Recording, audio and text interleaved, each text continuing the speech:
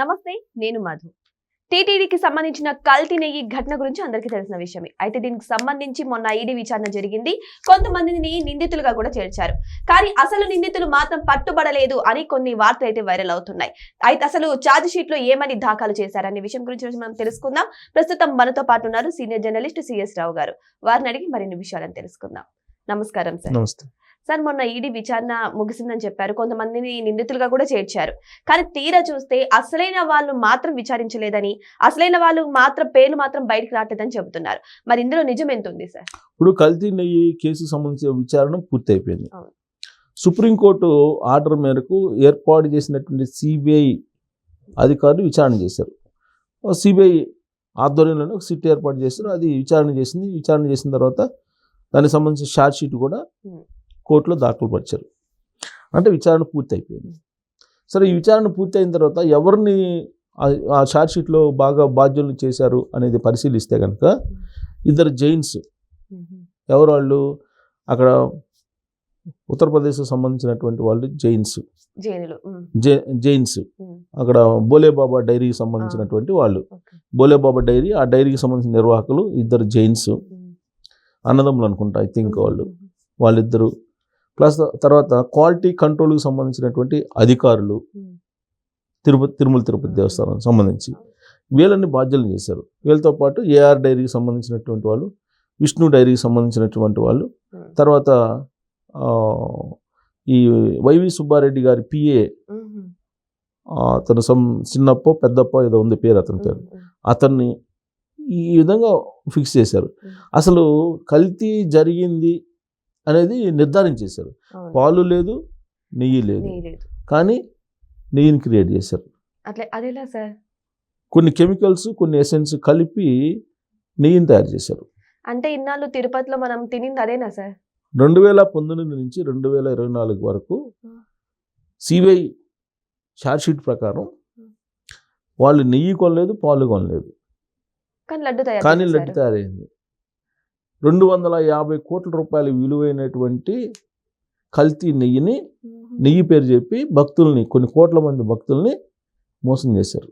కొన్ని కోట్ల మంది, ప్రపంచవ్యాప్తంగా తిరుమల తిరుపతి దేవస్థానానికి కొన్ని కోట్ల మంది వస్తారు. వీళ్ళు అందరూ మోసపోయారు.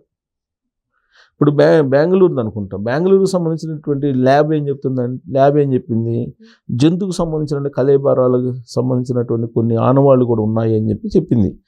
అప్పుడు చంద్రబాబు నాయుడు గారు కూడా అదే ప్రస్తావించారు. ఆ తర్వాత ఇంకొక ల్యాబ్ ఏం చెప్పింది, అవి కొన్ని విత్తనాల నుంచి తయారు చేసినటువంటి నూనె, దాంతో తయారు చేసినటువంటిది ఇదంతా అని చెప్పింది. సరే, ఏది ఎవరు చెప్పినా కానీ సిబిఐ అనేది ఒక నిర్ధారణకు వచ్చేసింది. అనేక మందిని విచారించింది, దాదాపు 40-50 మందిని విచారించింది. వైవి సుబ్బారెడ్డి గారిని విచారించింది.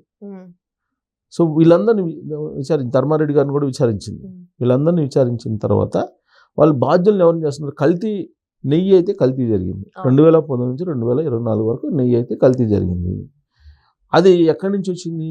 ఢిల్లీలో ఉండేటువంటి ఒక ఈ రసాయనాలు అమ్మేటువంటి కంపెనీ, ఇంకోటేమో ఈ సుగంధ ద్రవ్యాలను అమ్మేటువంటి కంపెనీ. ఈ రసాయనాలు, సుగంధ ద్రవ్యాలు రెండింటిని మిక్స్ చేసి తయారు చేసినటువంటిదే నెయ్యి. దీంతో తయారు చేశారని చెప్పి క్లియర్గా చెప్పేశారు.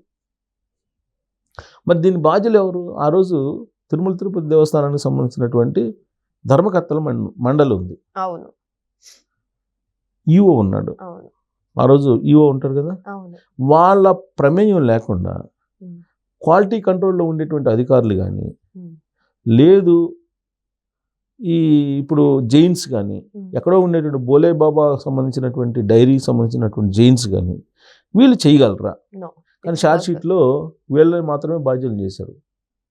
ఎక్కడ ఛార్జ్ షీట్లో ఆ రోజు ఉన్నటువంటి తిరుమల తిరుపతి దేవస్థానానికి సంబంధించిన చైర్మన్కి సంబంధించినటువంటి వ్యవహారం కానీ, ఆ రోజు ఈవోగా ఉన్నటువంటి ధర్మారెడ్డి గారి వ్యవహారం కానీ ఎక్కడ ప్రస్తావన లేదు.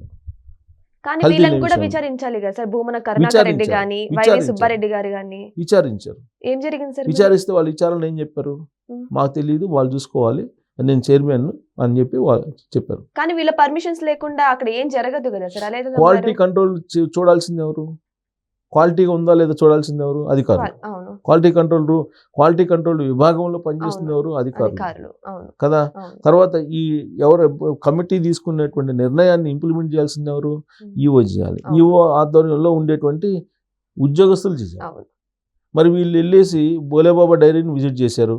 అవును. మరి ఈ విజిట్ చేసి వచ్చినటువంటి వాళ్ళు బోలేబాబా డైరీ మీకు అసలు నెయ్యి అనేది ఉందా లేదా, లేదు పాలను ప్రొక్యూర్ చేస్తున్నారా లేదా, ప్రతిరోజు పాలను ఎంత ప్రొక్యూర్ చేస్తున్నారు, ఈ టెండర్ నామ్స్కి అనుగుణంగా ఆడ పాలు సేకరిస్తున్నారా, వాళ్ళు నిజంగా నెయ్యిని సరఫరా చేయగలిగినటువంటి సత్తా వాళ్ళకు ఉందా, అంత కెపాసిటీ ఉందా, ఇవన్నీ చూడాల్సింది ఎవరు? అధికారులు. అధికారులు అదే చెప్తున్నారు. ఎవరు? పాలక మండలి అదే చెప్తుంది. ఇప్పుడు ఆ రోజు క్వాలిటీ కంట్రోల్ వింగ్ అవన్నీ వేశారు. ఇప్పుడు ఏది చేసినా పాలకులు, నేను అదే ఫస్ట్ నుంచి నేను చెప్తుంది అదే, పాలకులు అనేవాళ్ళు 5 సంవత్సరాలే ఉంటారు. 5 సంవత్సరాల తర్వాత వీళ్ళు మళ్ళీ ప్రజల్లోకి వెళ్తారు. అంగీకరిస్తే మళ్ళీ అధికారంలో ఉంటారు, లేదంటే ఇంట్లో కూర్చుంటారు. వీళ్ళ ఫైల్ మీద వీళ్ళ సంతకం ఉండదు. ఆ ఫైల్లో సంతకం ఎవరు బాధ్యులు అంటే ఉద్యోగే బాధ్యుడు. ఇంకొక డౌట్ ఏంటంటే సార్, నాకు ఇప్పుడు నెయ్యి కొంటున్నారు, అక్కడ ఎక్కడో బోలేబాబా దగ్గర నెయ్యి కొంటున్నారు. ఒకవేళ ఆ నెయ్యికి మనం డబ్బులు ఇవ్వాలన్నా కూడా ఎవరి మద్దతు ఉంటే ఇస్తారు సార్? అంటే ఎవరి ద్వారా ఇస్తారు డబ్బులు? ఇదంతా అధికారిక ట్రాన్సాక్షన్స్. ఇప్పుడు పొలిటీషియన్స్ ఏమంటారు, ఓరల్గా చెప్తారు అంతే, నాకు ఇది కావాలి ఇది చేసి పెట్టండి అంటారు. అది చట్టబద్ధంగా చెయ్యాలా, రాజ్యాంగబద్ధంగా చెయ్యాలా లేదా అనేది నిర్ధారించే వాళ్ళు ఎవరు? అధికారులు.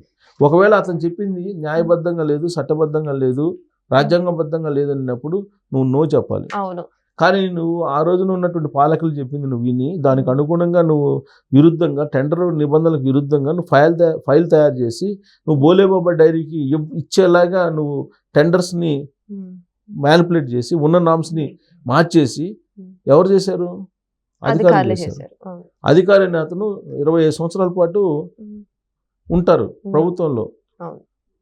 ప్రజా సంపదకి, ప్రజలకు సంబంధించిన ఆస్తులకి రక్షణగా ఉండేది వాళ్ళు. అందుకే రాజ్యాంగంలో 4 వ్యవస్థలను ఏర్పాటు చేశారు. ఈ 4 స్తంభాలుగా వర్ణించారు. ప్రజాస్వామ్యానికి, సమాజానికి 4 స్తంభాలు ఏంటి? లెజిస్లేషను, అలాగే ఎగ్జిక్యూటివ్, జ్యుడిషియరీ అండ్ మీడియా. ఇప్పుడు లెజిస్లేషన్ అంటే ఏంటి? చట్టాలు చేస్తారు, ప్రజలకు అనుగుణమైన చట్టాలు చేస్తారు. వాటిని ఇంప్లిమెంట్ చేయాల్సింది ఎవరు? Executive system. ఎగ్జిక్యూట్ చేయాల్సిన వాళ్ళు నిర్వహణ వాళ్ళు చేయాల్సింది. అసలు చట్టానికి అనుగుణంగా ఉందా లేదా అని చెప్పి చెక్ చేసుకోవాల్సింది ఎవరు? వాళ్ళు చేయాలి. అందుకే వాళ్ళకి టెస్టులు పెడతారు. వాళ్ళు క్వాలిఫై అయితేనే వాళ్ళకి ఉద్యోగాలు ఇస్తారు. పొలిటీషియన్కి ఏం టెస్టులు ఉండవే, ఎడ్యుకేషన్ క్వాలిఫికేషన్ ఏముండదు. మరి వాళ్ళకి ఎందుకు క్వాలిఫికేషన్ ఉంటుంది? వాళ్ళకి ఎందుకు టెస్టులు ఉంటాయి? వాళ్ళకి ఎందుకు ఇంటర్వ్యూలు ఉంటాయి?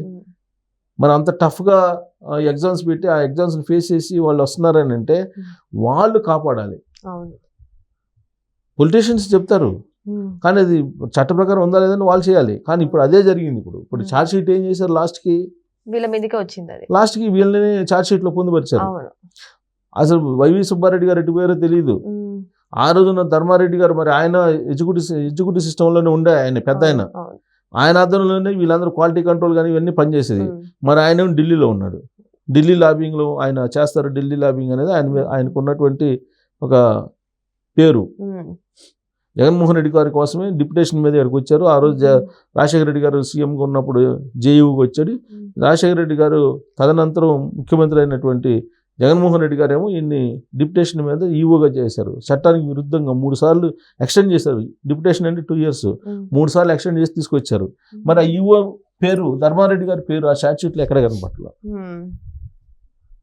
వైవి సుబ్బారెడ్డి గారికి కనపట్ల, కరుణాకర్ రెడ్డి గారికి కనపట్ల. చైర్మన్గా ఉన్నారు. బాధ్యులను ఏమని చేశారు? అధికారులను చేశారు. క్వాలిటీ కంట్రోల్లో ఉండేటువంటి అధికారులను చేశారు. అక్కడేమో కంపెనీల నిర్వాహకులను చేశారు, జైన్స్ని. వాళ్ళకి పర్మిషన్ ఇచ్చినటువంటి వాళ్ళని, అధికారులని బాధ్యులను చేశారు. దీని మొత్తాన్ని నడిపింది ఎవరు అని అంటే పై స్థాయిలో ఉండేటువంటి వాళ్ళు అని చెప్పి విచారణలో వాళ్ళు చెప్పినా కానీ పై స్థాయిలో ఎవరు ఉన్నారంటే ఎవరు అసలు అది ఛార్జ్ షీట్లో కూడా పొందుపరచట్లా. మరి ఇంకా ఇలా ఉంటే ఈడీ మీద నమ్మకం పోతుంది కదా సార్? ఛార్జ్ షీట్ లో సిబిఐ, ఈడీ కాదు, సిబిఐ, సుప్రీంకోర్టు వేసినటువంటి సిబిఐ. మరి ఫర్దర్గా అంటే ఒకసారి ఛార్జ్ షీట్ వేస్తారు, మళ్ళీ ఫర్దర్గా కూడా ఛార్జ్ షీట్ వేసే అవకాశం ఉంది. ఫర్దర్ ఇన్వెస్టిగేషన్ కూడా చేసి ఛార్జ్ షీట్ వేసే అవకాశం ఉంది. బహుశా నెక్స్ట్ ఛార్జ్ షీట్లో ఏమైనా ఈ పెద్ద తలకాయలను ఏమైనా చూపిస్తారేమో, కానీ ఇప్పటికైతే పెద్ద తలకాయలని హైలైట్ చేసినట్టు కనిపించట్లేదు ఆ ఛార్జ్ షీట్లో. ఎంతసేపటికి ఆ క్వాలిటీ కంట్రోల్లో ఉండేటువంటి అధికారులు ఆ జైన్స్ లేదంటే వైవి సుబ్బారెడ్డి గారు పిఏ ఈ చుట్టూ దింపారు దాన్ని. మరి అసలు వాళ్ళ సంగతి ఏంటి అనేది ఒక పెద్ద ప్రశ్నగా ఉంది. మరి వెయిట్ చేసి చూద్దాం. ఇప్పుడు ఛార్జ్ షీట్లు అయితే కేవలం కొంతమందికి మాత్రమే పరిమితమైంది. మరి నెక్స్ట్ ఎంక్వైరీలో అసలైన వారు బయటపడతారా లేకపోతే అది కూడా అధికారుల మీదకి నెట్టుతారా అనేది కూడా మనం వెయిట్ చేసి చూడాల్సిందే. Thank you so much. Thank you.